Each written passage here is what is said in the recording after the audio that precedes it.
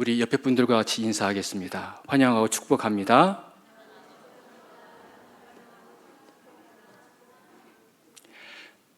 성구행신 예배를 드린 지가 엊그제 같은데 벌써 한 달이 다 되었습니다. 참으로 시간이 빨리 지나가는 것을 느끼게 됩니다. 수요일 날 또 이 시간 오신 여러분들을 환영하고 축복하면서 준비한 말씀을 전하겠습니다. 해퍼 인터내셔널이라는 비영리 단체가 있습니다. 이 해퍼는 암송아지라는 뜻을 갖고 있죠. 미국에 본부를 두고 있습니다. 미국의 본부의 단체는 우리나라가 6.25 전쟁 중에 한국을 위해서 일명 노아의 방주 작전이라는 것을 펼쳤습니다. 그것은 바로 부화할 수 있는 유정란 21만 개 그리고 돼지 331마리를 보내는 거였죠. 전쟁이 끝난 직후 1952년에는 가축 3,200마리를 한국에 보내기도 했습니다. 도축된 가축이 아니라 살아있는 생축을 배에 실어 보낸다는 것, 결코 그렇게 쉬운 일은 아니었죠. 이뿐만 아니라 벌 약 150만 마리가 담긴 꿀벌통 200개를 비행기 실어 한국에 보내기도 했죠. 근데 이 꿀벌은 고도에 굉장히 민감했습니다. 그래서 잘못하면 모두 죽을 염려가 있었죠. 그래서 비행기는 평상시의 고도를 절반 이하로 낮추면 위험을 감수하면서까지 한국에 이 꿀벌을 보냈습니다. 70년 전에 우리나라가 6.25 전쟁으로 모든 것이 폐허가 되고 아무것도 남지 않았을 때 이들의 도움은 마치 우리에게 생명과도 같았습니다. 그런데 경기도의 작은 읍 장어원에서 공무원 서기로 일하던 최은영 씨가 이 수혜자 중 한 사람이었습니다. 그 당시 마을에 소 한 마리 없었죠. 그는 다니던 교회를 통해서 얼룩소 한 마리를 분양받았고 또 2년 후에는 젖소 한 마리를 더 받아서 목장을 시작했습니다. 나중에 최 씨의 손자 최충호 씨는 한 신문사의 인터뷰에서 이렇게 고백했습니다. 자신은 해퍼의 도움을 받은 농가 3세대라고 말이죠. 그러면서 자신의 할아버지는 아버지를 포함하여 7남매를 교육시켰고 또 5남매는 대학 교육까지 시킬 수 있었다고 고백을 합니다. 경북 안동에 사는 86세의 이재복 씨 또한 해퍼를 통해서 생계를 유지할 수가 있었습니다. 그의 집안에는 농사지을 땅 한 평 없었죠. 그리고 그는 헐 어머니 밑에서 자랐습니다. 군 제대 후 교회 전도사로 일하던 중에 폴 킹스벨이라는 선교사를 만났죠. 이를 통해 대전에 있는 농민학교를 수료했고 그리고 수료생들에게 주는 젖소 2마리를 받아 마을로 돌아왔습니다. 마을로 돌아왔지만 그 당시 아무것도 없던 시대였죠. 축산업을 가르쳐줄 사람도 그리고 그 어떤 안내 책자도 없던 시기에 그는 농민학교와 또 선교사를 통해서 축산업을 배우고 생계를 유지할 수 있었다고 이야기합니다. 여러분, 우리가 오늘 읽은 본문은 예수님의 포도원의 품꾼에 관한 이야기죠. 예수님은 그 수많은 예화를 통해서 하늘나라의 귀한 비밀, 숨겨진 비밀을 우리들에게 말씀해 주셨습니다. 오늘 저는 여러분과 함께 그 포도원 품꾼 현장 속으로 한번 들어가 보려고 합니다. 그런 말이 있죠. 현장에 답이 있다.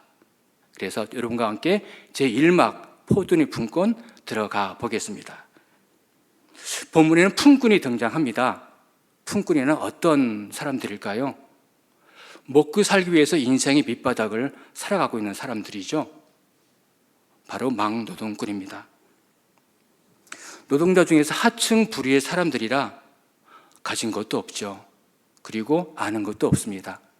유일한 재산이라고 해봐야 건강해야 일할 수 있는 이 몸뚱이 하나뿐인 것, 그것이 바로 품꾼의 현실이었죠. 예수님 당시의 사회상을 보면 그 당시에 노예와 종들이 있었죠. 그런데 이 노예와 종들의 생사여탈권, 그러니까 살리고 죽이는 그 모든 권리는 주인에게 있었습니다. 하지만 권리가 있으면 의무도 있겠죠. 반드시 자신에게 속한 종들과 노예들은 먹여 살릴 의무가 있었습니다. 따라서 이들은 평상시 결코 굶지 않을 수가 있었죠. 하지만 막노동꾼, 그에게 일이 없다는 것은 결국 자신과 가족의 생계를 그 어느 누구도 책임져 줄 수 없는 것이 서글픈 이 막노동꾼의 현실이었죠. 본문 6절에 보면 이렇게 기록하고 있습니다. 같이 읽겠습니다. 시작. 제11세도 나가보니 서 있는 사람들이 또 있는지라. 이르되 너희는 어찌하여 종일토록 놀고 여기 서 있느냐. 유대인들은 보통 아침 6시부터 오후 6시까지 일을 합니다. 본문 앞부분에 보면 포도원 주인은 이른 아침부터 6시가 되겠죠. 9시, 12시, 그리고 오후 3시 이렇게 시기에 따라서 놀고 있는 품꾼들을 포도원에 들여보냅니다. 오늘 본문에 나와 있는 것처럼 11시가 되어 나가보니 아직도 놀고 있는 품꾼들이 있었죠. 묻습니다. 왜 종일토록 놀고 서 있느냐라고 말이죠. 여러분, 이 품꾼들이 놀고 서 있었을까요? 그렇지 않죠. 여기서 놀고를 원문에는 일이 없는으로 해석하고 있습니다. 그렇죠. 일이 없어서 이들이 마음은 새카맣게 타들어가고 있었던 거죠. 왜요? 가정을 책임진 가장이었기 때문이죠. 바로 눈앞에는 사랑하는 아내, 사랑하는 자녀들이 얼굴이 아른거리고 있었습니다. 오늘은 아빠가 저녁을 뭐 좀 사오시려나? 어제는 하루 종일 굶었어. 오늘은 굶지 않았으면 좋겠어. 이렇게 자녀들은 아버지를 기대하며 자신만을 기다리고 있었던 거죠. 하지만 시간은 점점 흘러갑니다. 이제 다 끝나갈 시간이 되어 그냥 빈손으로 집으로 돌아갈 시간이 다가오고 있는 거죠. 이때 놀라운 주인의 음성이 들립니다. 그것은 바로 너희도 포도원에 들어가라. 너희도 포도원에 들어가. 이런 놀라운 소리였죠. 어쩌면 이 소리는 그 당시 아직도 포도원에 들어가지 못한 품꾼들에게는 구원의 음성이었죠. 이젠 살았구나. 빈손으로 집에 가도 되지 않았겠어? 보리쌀한데 생선 한 토막이라도 사들고 갈 수 있으니 얼마나 감사한 일이야. 이들이 포도원에 들어가면서 얼마를 받을까? 속으로 생각했을까요? 그렇지 않죠. 1시간에도 일하게 된 것 너무나 감사했던 거죠. 빈손으로 집에 갈 수 있으니 얼마나 감사한 일이야 생각하면서 신명나게 1시간을 10분처럼 일하지 않았을까요? 저는 간혹 제 아내와 같이 마트에 장을 보러 갑니다. 장 보는 일이 끝나갈 무렵 제가 꼭 들르는 곳이 한 군데 있죠. 그것은 바로 빵을 고르는 것입니다. 제가 평소에 고르는 빵을 하나 골라서 집으로 오죠. 그 빵은 동그란 빵입니다. 이제 가운데 벌려보면 그 안에 하얀 크림이 들어간 빵이죠. 삼립 크림빵입니다. 집으로 돌아와 그 빵을 먹는 저의 모습을 보고 두 딸아이는 안타까운 듯 핀잔 아닌 핀잔을 주죠. 아빠, 요즘 얼마나 신선하고 맛있는 빵들이 많이 있는데 왜 그 방부제 많이 들어간 빵, 오래된 빵을 자꾸 드세요? 라고 말이죠. 하기가 저는 집에서 이 빵뿐만 아니라 간혹 유효기간이 지난 음식도 먹습니다. 저보고 유효기간 지나간 우유를 먹으라고 하니까요. 뭐 광고에서 나오는 내용인 줄 알았는데 저희 집안에도 그런 일이 있더라고요. 그래도 건강에는 아무 이상이 없습니다. 하지만 이러한 모습을 본 저희 아내는 그저 쓴 웃음만 지어 보입니다. 초등학교 때 제 친한 친구가 가게를 했습니다. 그 친한 친구는 우리들 앞에서 그 빵을 자주 먹곤 했죠. 왜 그 당시에는 왜 나눠 먹는 것을 몰랐을까 몰라요. 항상 우리 앞에서 그 빵을 먹으면서 자랑을 했죠. 저는 그 빵이 너무나 먹고 싶었습니다. 저희 집은 농사를 지었습니다. 어렸을 때 저희 큰형님이 저는 간혹 원망스럽고 또 야속하기도 했죠. 큰형님은 돈을 벌기 위해 일찍이 이 도심지로 나오셨죠. 사업을 이런 사업 저런 사업 많이 하셨습니다. 하지만 경험 없이 하는 사업 잘 될 일 있겠습니까? 하는 사업마다 다 안 됐죠. 실패했습니다. 그때마다 형님은 집에 전보를 쳤어요. 마당으로 들어온 우체부가 전보요라고 소리치면 부모님은 내용도 보지도 않고 한숨부터 쉬셨죠. 그 이유는 내용이 어떤 내용인지 잘 알았기 때문이죠. 돈 빚이라는 내용이었습니다. 부모님은 걱정했습니다. 이 빚을 언제 다 갚을까? 그것이 늘 고민이고 걱정이었죠. 중학교 때 육성회비 고지서가 나왔던 기억이 있습니다. 저는 그 고지서가 나오면 부모님 드리지 않고 가방에 넣어가지고 계속 다녔죠. 마감날 등교 전에 어머니에게 그 고지서를 드리면 왜 이제야 주느냐며 불이 나게 그 적은 돈마저 이 집 저 집 다니면서 꾸어서 쥐었던 기억을 저는 잊을 수가 없습니다. 그렇습니다. 제가 그 빵을 맛이 있어서 먹었겠습니까? 그 당시 아픈 추억, 또 나도 이제 먹을 수 있어 라는 어떤 보상 심리로 한동안 그 빵을 먹었던 거죠. 그렇습니다. 우리가 이 세상을 살아갈 때 먹고 사는 것보다 더 중요한 것이 있을까요? 남들은 먹는데 나는 먹지 못한다는 것. 남들은 나보다 더 잘 사는데 나는 못 산다는 것. 때로는 이러한 가난은 우리를 간혹 비참하게 만들 때도 있죠. 그래서 매슬로우라는 심리학자는 욕구 외계론이라는 5단계 이론에서 가장 기본적인 단계, 생리적 욕구를 이야기하고 있습니다. 바로 우리가 먹고 쓰고 입고 자는 것. 이 모든 것이 충족되어야 그 윗단계, 안전의 욕구나 최상위, 바로 자기 실현 단계로 나아갈 수 있다는 거죠. 저는 여러분에게 이 시간 한 장의 사진을 보여드리고 싶습니다. 네. 한반도 사진이죠. 수많은 불빛으로 빛나고 있는 남한, 그리고 희미한 점 하나로 표시되고 있는 평양의 모습입니다. 영국의 로이터 통신은 2014년 1월에 국제우주정거장에서 찍은 한반도의 밤이란 제목의 이 모습을 올해의 사진으로 선정하기도 했습니다. 여러분, 이 사진이 우리에게 주는 모습은 어떤 모습일까요? 그것은 바로 경제력이죠. 먹고 사는 것이 해결되었느냐, 그렇지 못하느냐. 또한 자유입니다. 그 땅에 자유가 있느냐, 없느냐. 하지만 보다 더 기본적이고 근본적인 사실은 뭐냐면 바로 그 땅에 복음이 있느냐 없느냐 차이가 오늘날 이 현실을 만들지 않았을까요? 여러분, 이 자유 대한민국, 이 자유가 지금까지 어떻게 유지되어 왔을까요? 그것은 너무나 감사하게도 우리 믿음의 선조들이 순교와 희생으로 지금까지 이 자유를 지켜올 수 있었던 것 아니겠습니까? 세계 역사도 마찬가지죠. 인류 역사의 부흥은 복음과 함께 진행되어 왔다고 해도 과언이 아닙니다. 우리는 예전에 유럽의 여러 나라를 그렇게 부러워했죠. 왜요? 잘 살았으니까요.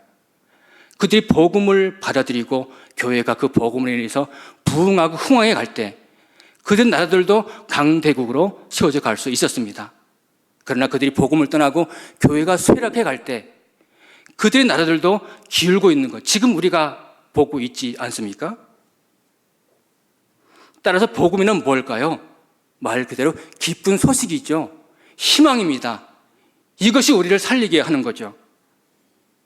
앞부분에서 말씀드렸던 해퍼, 그 해퍼의 사무총장으로 일했던 설 매치그라는 분이 있습니다. 그분은 이 기관에서 주도적으로 많은 일을 담당하셨죠. 그분이 돌아가시고 나고 그의 큰딸 캐슬린이 아빠의 유품을 정리하던 중에 일기장을 발견했습니다.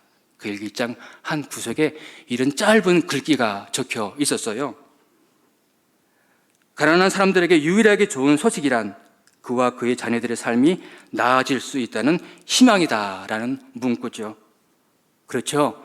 다니던 교회를 통해 얼룩수 2마리를 통해서 자녀들이 대학 공부까지 시킬 수 있었다고 고백하는 공무원 최은영 씨, 그리고 헬퍼와 선교사의 도움을 통해 소 2마리를 통해서 생계를 유지할 수 있었다고 고백하는 경북 안동의 이재복 씨, 이들은 모두 희망을 갖고 복음을 통해 그 살 길을 찾지 않았습니까? 우리가 읽은 본문 바로 앞에는 부자 청년의 이야기가 등장하고 있습니다. 부자 청년이 예수님께 나와 묻죠. 예수님, 어떻게 영생을 얻을 수 있습니까? 예수님 대답합니다. 십계명을 지키라. 근데 청년 대답하죠. 십계명 제가 다 지켰습니다. 아직 무엇이 더 부족한가요? 이때 예수님은 그 청년의 가장 민감한 부분을 건드리십니다. 바로 재물이었죠.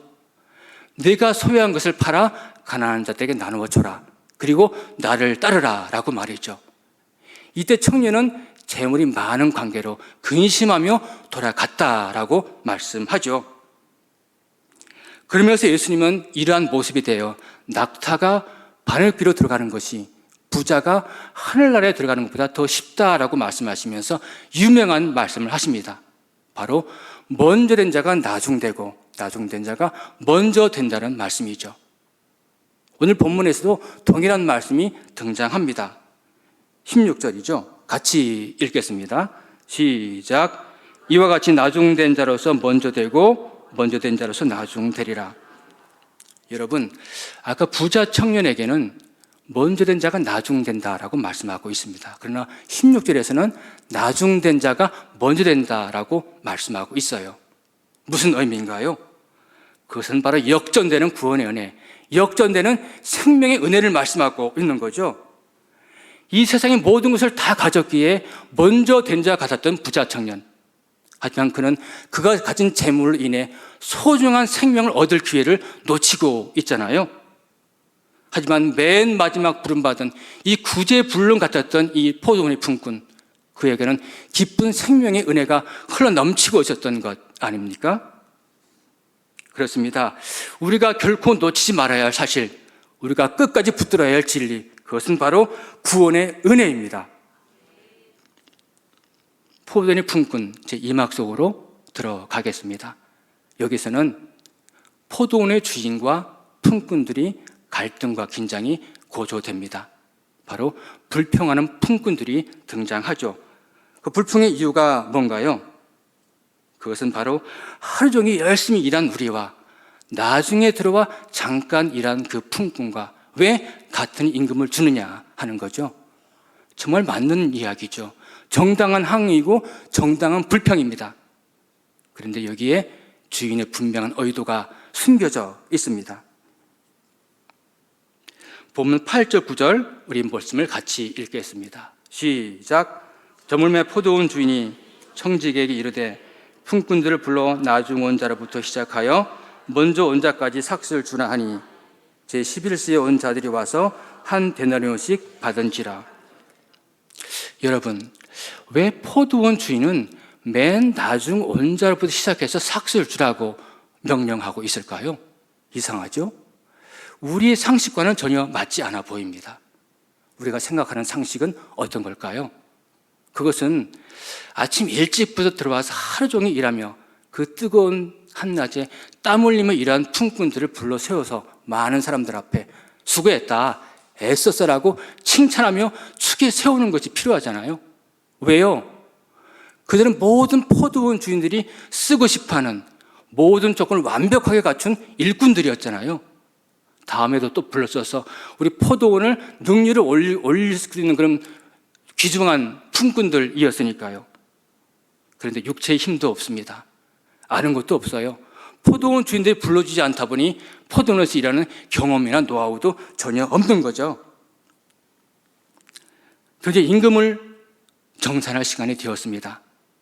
맨 마지막 들어와 1시간 일한 품꾼들이 삭슬받기 위해 청지기 앞으로 나오죠. 모든 품꾼들이 이 모습을 바라보고 있습니다. 관심이 고조되죠. 드디어 주인의 숨은 의도가 드러나는 순간입니다. 다른 사람들은 속으로 생각하죠. 얼마나 받을까? 나는 하루 종일 죽도록 일하고 한 데나리온 받기로 약속했는데 저 찌질이같이 일도 못하는 인간들 얼마나 받겠어? 이것이 모든 품꾼들의 생각이었죠. 하지만 이 생각이 전혀 들어맞지 않는 일이 발생합니다. 모든 품꾼들이 한 데나리온을 동일하게 받게 되는 사건이 발생하죠. 불평과 불만이 폭발합니다. 이때 기다렸던 듯이 주인은 품꾼에게 이야기하죠. 내가 너와 한 데나리온 약속했다. 나중에 온 사람도 너와 같이 주는 것이 내 뜻이야. 내 것을 가지고 내 뜻대로 하는 것이다 라고 말이죠. 그렇죠. 모든 일꾼들의 관심을 집중케 한 주인의 의도, 그것은 바로 1시간 일한 품꾼이었습니다. 너희는 모두 보거라. 내가 이렇게 무시하고 멸시하는 이 품꾼을 내가 어떻게 대하는지를 말이야. 이 말씀은 우리에게 무엇을 말씀하고 있습니까? 우리가 향한 시선, 품삯이었죠. 한 데나리온이었습니다. 눈앞에 보이는 먹고 사는 것뿐이었죠. 그리고 남과의 비교해서 오는 불평과 불만뿐인 것, 바로 그것이 우리의 모습이지 않았습니까? 하지만 하나님의 시선, 어디를 향하고 있었나요? 불러주지 않으면 죽을 수밖에 없었던 구제불능의 한 가난한 품꾼, 이 가난한 영혼이 아니었습니까? 이것이 바로 우리를 향한 하나님의 놀라운 계획, 하나님의 놀라운 사랑이 아닌가요? 하나님께서는 우리가 얼마나 오래 교회를 다녔는지, 또 어떠한 직분을 가졌는지, 인간적으로 얼마나 커다란 성취를 이루었는지에 대한 그러한 생각으로 감동을 하지 않습니다. 하나님께서는 우리가 옳다고 생각하고 또 공정하다고 생각하는 그 모든 비교를 물리치시죠. 그리고 우리를 향한 그 놀라운 긍휼과 자비를 베풀 수 있는 분, 오직 한 분, 하나님뿐임을 분명하게 말씀하고 계십니다. 그러나 여러분, 이 부자 청년에게 영혼에 대한 갈급함, 명생에 대한 갈급함이 있었습니까? 그는 예수님의 물음에 대답했죠. 십계명 제가 다 지켰습니다. 아직도 무엇이 더 필요해요? 아직도 무엇이 더 필요해요? 마치 놀라운 구원의 은혜를 자신이 행할 수 있는 어떤 선한 일의 한 부분쯤으로 생각하고 있는 거잖아요.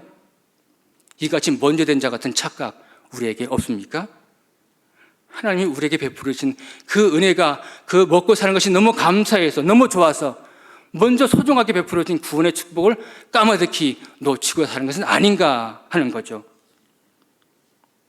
어떻게 하면 너희도 포도원에 들어가라는 이 음성이 우리에게도 구원의 음성으로 들릴 수 있을까요? 어떻게 하면 이 부름의 음성이 우리 심령 깊숙한 곳에 스며들어 우리를 기쁨으로 살아가게 할 수 있을까요? 그것은 바로 우리가 어떤 존재였는가 하는 것을 늘 잊지 않는 겁니다. 이사야 6장에서는 이렇게 말씀합니다. 우시야 왕이 죽던 해에 내가 본즉. 이사야 선지자는 성전에서 기도하던 중에 높이 들린 보좌에 앉으신 하나님을 보았습니다. 그리고 자신의 친척이었던 우시야 왕의 죽음 앞에 자신이 지금까지 얼마나 그 보호막의 울타리를 의지했는가를 깨닫게 되었죠. 하나님의 임재로 충만하게 성전이 터가 요동치고 성전의 문지방 요동치고 연기가 충만할 때 그는 자신의 부끄러운 발가벗겨진 모습을 발견하게 되었죠. 그는 탄식했습니다. 화로다 나여 망하게 되었도다. 화로다 나여 망하게 되었도다 라고 말이죠. 그렇죠. 우리 모두는 바로 망할 존재입니다. 가진 것도 없다고, 배운 것도 없다고, 아무 능력도 없다고 늘 무시당하고 외투로 지내왔던 우리의 모습, 바로 이것이 우리가 늘 삶 속에 살아가는 그런 모습이 아닙니까? 바로 이러한 우리를 위해 하나님께서 놀라운 긍휼과 자비로 우리를 구원하시고 영원한 길로 인도하신 것이 아니겠습니까? 사도 바울은 고린도후서 13장 5절에서 우리에게 이렇게 권면합니다. 같이 읽겠습니다. 너희는 믿음에 있는가? 너희 자신을 시험하고 너희 자신을 확증하라. 예수 그리스도께서 너희 안에 계신 줄을 너희가 스스로 알지 못하느냐? 그렇지 않으면 너희는 버리운 자니라. 항상 우리 자신을 시험할 뿐만 아니라 항상 우리 자신을 확증하라고 말씀합니다. 무엇을요? 믿음 안에 있는가? 믿음 안에 있는가? 믿음 안에 있다는 것은 무엇입니까? 그것은 바로 우리 안에 예수 그리스도가 살아계시는가? 그리고 그 살아계신 예수 그리스도 인해 내 안에 기쁨이 넘쳐 흐르는가 하는 거죠. 그렇다면 우리가 믿음 안에 살아가고 있는지를 시험하고 확증하는 방법이 무엇일까요? 요한복음 6장 51절에서는 이렇게 말씀합니다. 같이 읽겠습니다. 나는 하늘에서 내려온 살아있는 떡이니 사람이 이 떡을 먹으면 영생하리라. 내가 줄 떡은 곧 세상의 생명을 위한 내 살이니라 하시니라. 지금까지 창조일에 수많은 사람들이 수고하고 애썼습니다. 수고하고 애썼죠. 왜요? 먹고 살기 위해서입니다. 그러나 결과는 어떤가요? 모두 죽음에 이르렀죠. 따라서 이러한 떡이 아니라 우리를 살리는 생명의 떡, 하늘에서 내려온 이 살아있는 떡을 늘 먹으라고 말씀합니다. 바로 말씀을 통한 그리스도와의 연합을 말씀하고 있는 거죠. 바로 이것이 우리를 살리는 이름을 확실하게 믿으시기 바랍니다. 믿으시기 바랍니다. 이럴 때 바로 내 안에 잃어버렸던 그 영혼 구원의 회복이 이루어질 수 있지 않겠습니까? 이 말씀을 붙들기를 소망합니다. 이 진리를 붙들기를 축복합니다. 하루에 고된 모든 일이 다 끝났습니다. 포도원의 품꾼 제3막으로 마무리해야 할 시간입니다. 하루의 고된 일을 끝내고 집으로 돌아가는 품꾼들의 모습이 보입니다. 오늘 재수 되게 없네라고 투덜거리며 발불에 걸린 돌을 차버리는 화난 품꾼들의 등 뒤로, 그리고 한 데나리온을 가슴에 꼭 품은 채 사랑하는 가족들과 함께할 저녁 식사를 기쁨으로 기대하며 발걸음을 재촉하는 품꾼들의 등 뒤로도 늦가을 포도는 언덕 너머에 걸린 따스한 가을 햇살이 이들 모두를 아름답게 비추고 있었습니다. 찬양하겠습니다.